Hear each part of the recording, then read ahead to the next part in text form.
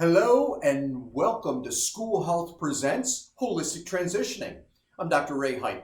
Today's episode is entitled Quo Vades. For those of you who don't know, I'm a former Latin teacher. Quo Vades literally translates to where will you go? And that's a question a lot of us are asking right now in the field of education. Where are we going to go to get the most complete, most update information and some of the best ideas? Because right now, we all feel like we're on an island and we just don't know what's going on. It's been interesting for me over the last couple of months, and especially the last month, speaking to various groups, whether it be through video conferencing or through video presentations that have gone on. I've got a lot of parents that are frustrated because they're not hearing what's going to go on in the fall for their children from their teachers. And those teachers are frustrated because they're not hearing what's going to go on with their classes from their administrators. And their administrators are frustrated because they're not hearing what's going on from their state or local governments. And we can go on up the road. I'm sure that there are people that are blaming Mother Nature for being uncertain about things right now. Instead of being frustrated, let's recognize a couple of facts right off the bat. This is an uncertain time that we are in. What are the certain things that we have that we are able to focus in on?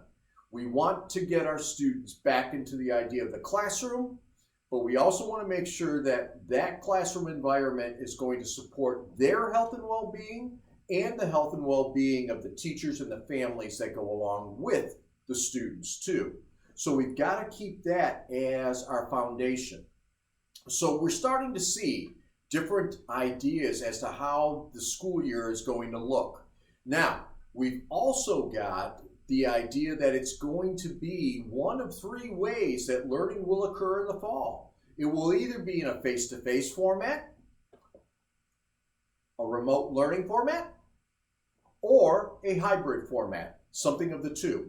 What I mean about a hybrid format, and was just speaking with some folks from Des Moines, Iowa, where they will be going to a hybrid system that basically works in the following way. For their elementary students, they'll be going 1 to 2 days a week, and basically they'll be alternating A days and B days. For their high school students, basically what's going to happen is freshmen will go to school on Mondays, sophomores on Tuesdays, juniors on Thursdays, and seniors on Fridays. Wednesday in all the buildings is going to be a day where the school disinfects. They'll also be disinfecting the school buildings over the weekend too, but they want to not have more than 2 days of individuals within a school without that disinfecting going on. The rest of the time will be remote learning. So that will be happening there. For those of you questioning, well, wait a minute, how's that going to relate to what they're doing later on in life? Many colleges and universities are going to a hybrid format too, and they've done a great job protecting the students and the faculties when they're doing that. We're also seeing some districts that right now are coming out and saying, listen, some of you are going to be uncomfortable about sending your students back into school, and we understand that. So we will offer, for those parents that wish it, remote learning capabilities even if we are back to face-to-face. I think of the North Ridgeville schools here in Ohio, where I'm at right now. They have already gone ahead and stated that for their parents, no matter what else the school year will look like. That adds a level of comfort. Adds some challenges to the teachers too and the administrators as they're trying to make sure everything's prepared. But again, if we're preparing in a hybrid format, then whether we're face-to-face, remote, or hybrid, we are going to be ready for what comes up. So kudos to those schools for that. And those are facts. Those are things that we already know. Where else can you turn to for facts?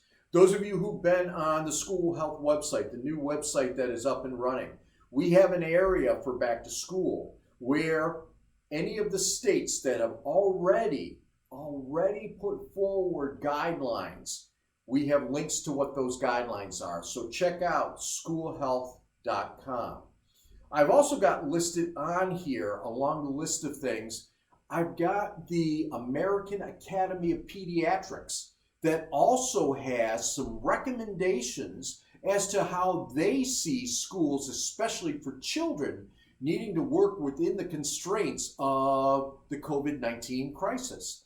And so what we're seeing are some of the consistent messages that we've gotten all along.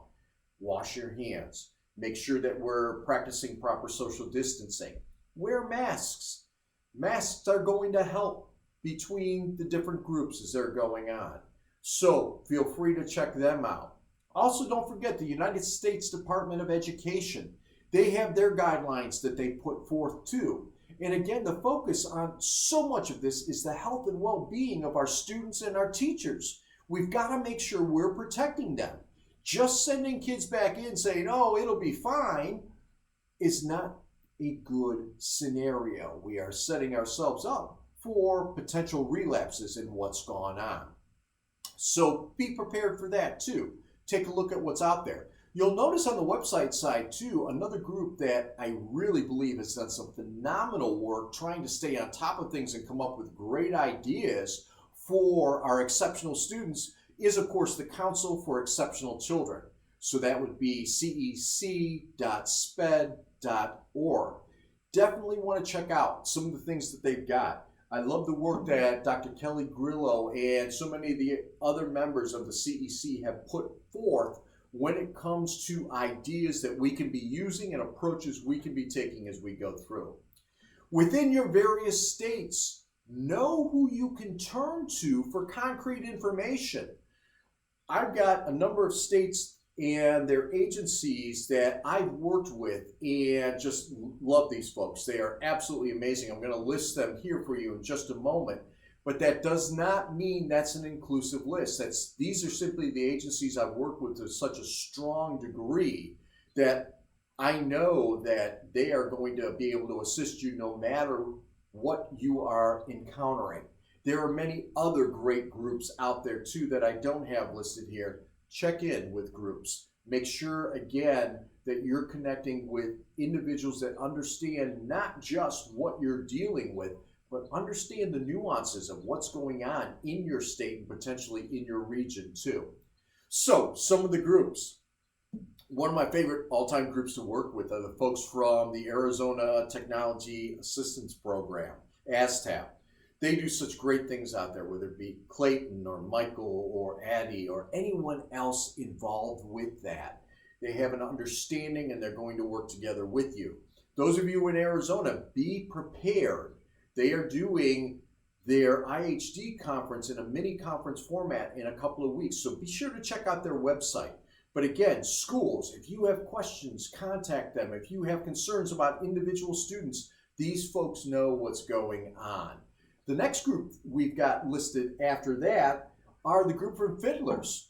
That is our group down in Florida that does an amazing job of making sure they work together with districts to prepare our students who have exceptionalities to get involved in as many classes as is possible. So the Fiddlers folks can be helping you out too.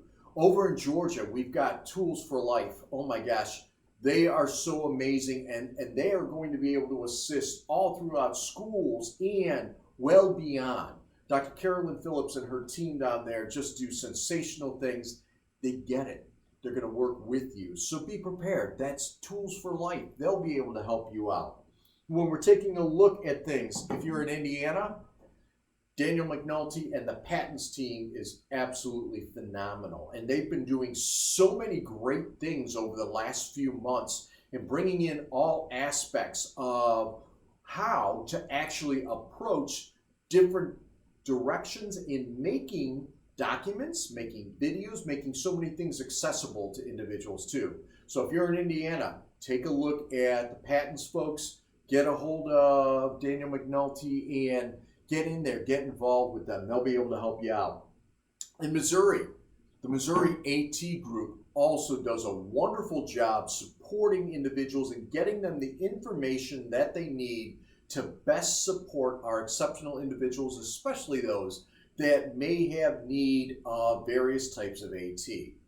One of the things that I know schools are concerned with above all other things is the fact that we've got right now students that won't necessarily be able to be assessed for a specific AT until August or September or if we're not even able to get back into a face-to-face setting, we're just not sure when that assessment can take place. So working with some of the folks like from the Missouri AT group is actually going to be able to help you out.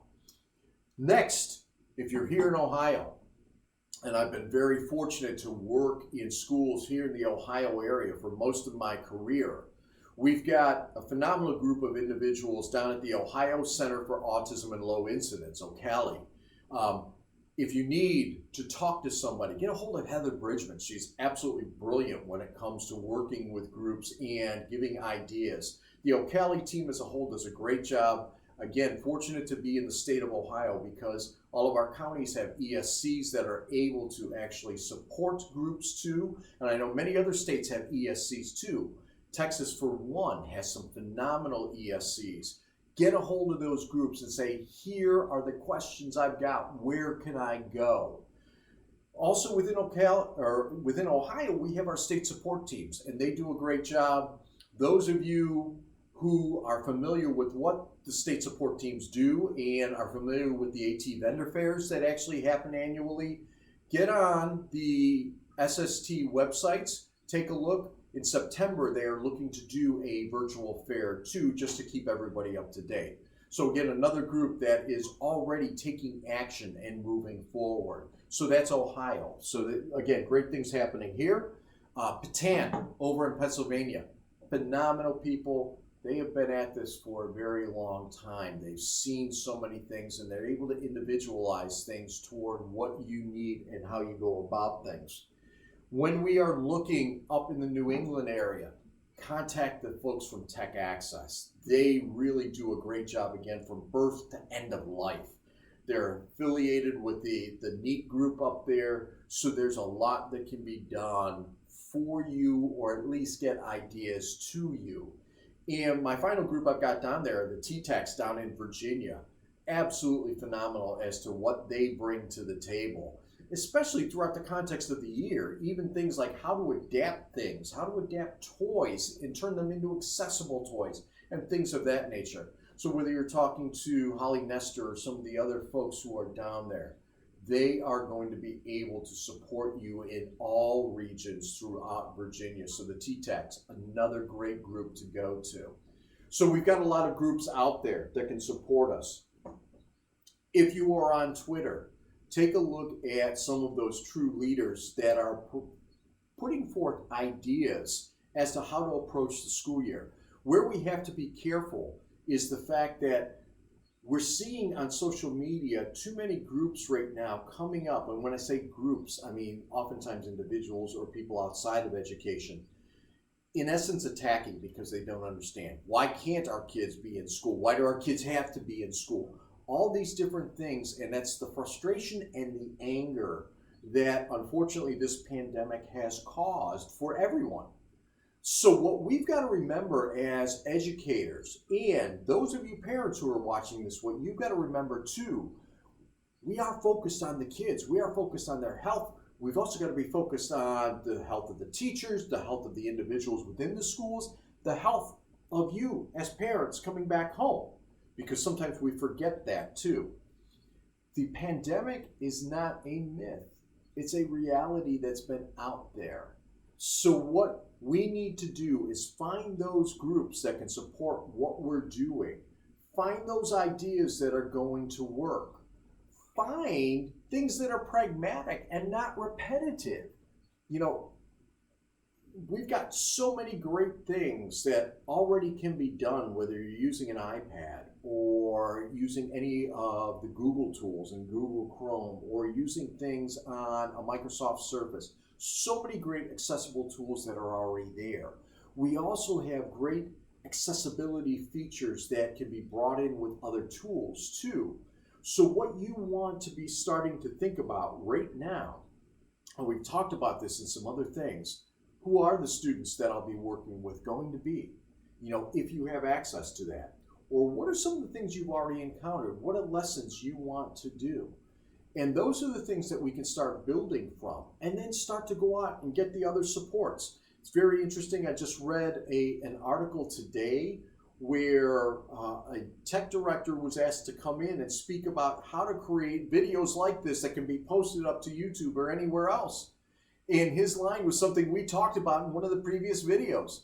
Don't think you have to be Cecil B. DeMille. You know, and he didn't use Cecil B. DeMille, but obviously that shows you how old I am.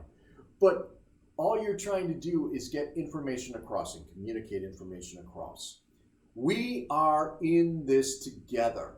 Find those groups that are being supportive and are giving concrete ideas and share those ideas. Share them with whomever that Twitter group might be, your personal learning network, your PLN. Share them with that. Share them in other areas where you know it will make a difference. I thank you to all the teachers that are also doing little snippets. How to create a daily schedule and put it into Google Slides or put it into a PowerPoint. That's a brilliant one. There are groups out there doing this. There are individuals doing this. You make a difference. Don't be afraid to put your video up there and make a difference. If you've got some other thoughts or ideas and you want to share them or get them shared, feel free to let me know too. Feel free to contact me at rheipp@schoolhelp.com. Let's get them on a website for you. Let's get them shared for you. And feel free to check out that schoolhelp.com website too, so you can see what the latest recommendations for your states are in the whole idea of going back to school. Thank you for what you're doing. Be patient. Why do I say be patient? Because your health and your psychological health are two things that are of the utmost importance for all this to work in the fall. Thank you for all that you do, and I'll see you here in our next video.